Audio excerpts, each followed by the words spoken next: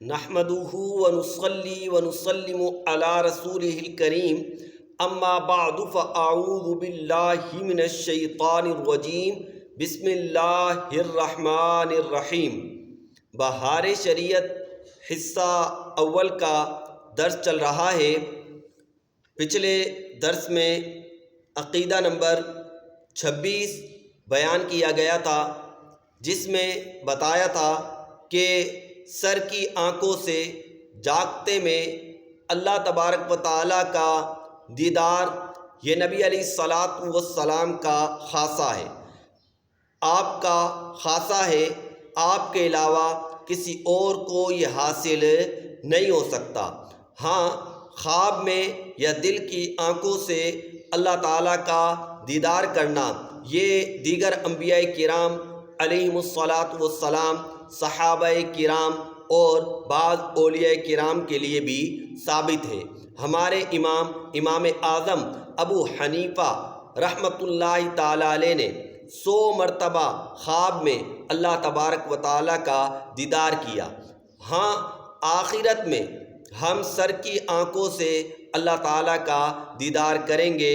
مسلمان جنت میں اللہ تبارک و تعالیٰ کا دیدار کریں گے آنکھوں سے، لیکن دنیا میں یہ نبی علیہ الصلاۃ والسلام کے لیے ہی خاص ہے، کسی اور کے لیے ممکن نہیں ہے۔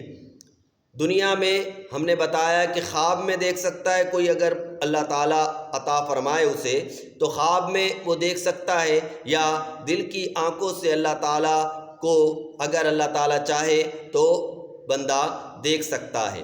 آ جائیے، عقیدہ نمبر 27 آج بیان کیا جائے گا، جس میں بتایا گیا کہ ہم اللہ تعالیٰ کو دیکھیں گے، لیکن دیکھنے کی کیفیت بتائی نہیں جا سکتی، کیونکہ ہم کسی کو بھی دیکھتے ہیں تو اس کی کوئی جہت ہوتی ہے، وہ ہمارے سامنے ہوتا ہے یا دائیں ہوتا ہے یا بائیں ہوتا ہے یا اوپر ہوتا ہے یا نیچے ہوتا ہے، جبکہ اللہ تبارک و تعالیٰ جہات ستہ سے، مکان سے پاک ہے۔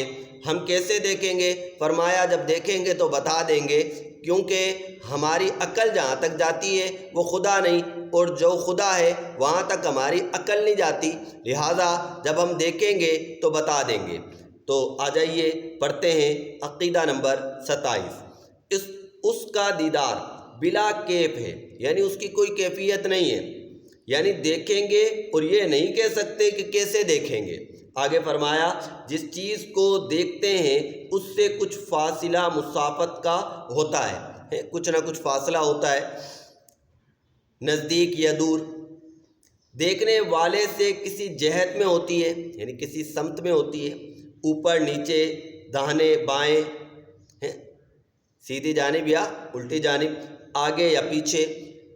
اس کا دیکھنا یعنی اللہ تعالیٰ کو دیکھنا ان سب باتوں سے پاک ہے، یعنی ان تمام چیزوں سے پاک ہے۔ اللہ تعالیٰ جہاد سے بھی پاک ہے، اللہ تعالیٰ مکان سے بھی پاک ہے، اللہ تعالیٰ مسافت سے بھی پاک ہے۔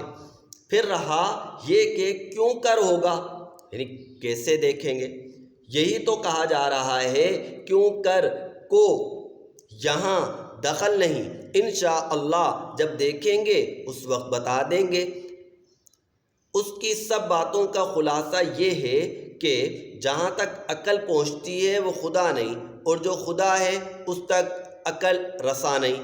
وہاں تک عقل نہیں جاتی، جہاں عقل جاتی ہے وہ خدا نہیں، جہاں خدا ہے وہاں عقل نہیں جاتی، کیونکہ عقل کی رسائی وہاں تک نہیں ہے۔ دیکھیں گے تو پتہ چلے گا کہ کیسے دیکھیں گے۔ تو بہرحال آگے فرمایا، دیکھیے ہم کسی شے کو بھی دیکھتے ہیں تو اس کا مکمل احاطہ کر سکتے ہیں، یعنی مثال کے طور پر کوئی شخص آپ کے سامنے موجود ہے، آپ سر سے لے کر پاؤں تک اس کا مکمل احاطہ کیا ہوا ہے، آپ کی نگاہوں نے اس کو مکمل اس کے وجود کو گھیر لیا ہے، اس کے وجود کو مکمل گھیر لیا ہے۔